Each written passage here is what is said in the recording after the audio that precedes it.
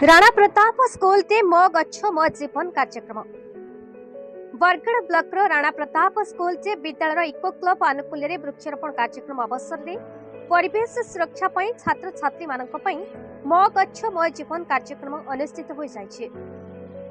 गच्छ बंचिले आमे बंचिबा, गच्छ बिना जीवन नाही, तेणु गच्छ ही मो जीवन एही भावना छात्र छात्री मनरे जागृत करने उद्देश्य सोमवार मो गच्छ मो जीवन कार्यक्रम अनुष्ठित हो जाइछे। कार्यक्रम में विशिष्ट शिक्षाविद सत्येन्द्र देवता मुख्य अतिथि भाव जोगदे छात्र छात्री वृक्षारोपण कार्यक्रम शुभारंभ करिथिबा बेले स्कूल परिसर में विभिन्न प्रकार गच्छ लगा जाइछा।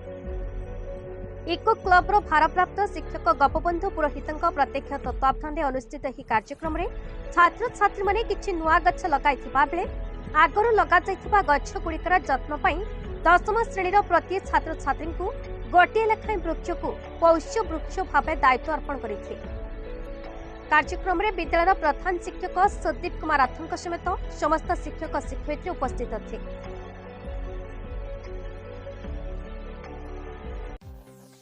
बरगढ़ जिलार टिकेलाल त्रिपाठी रिपोर्ट, भारत न्यूज।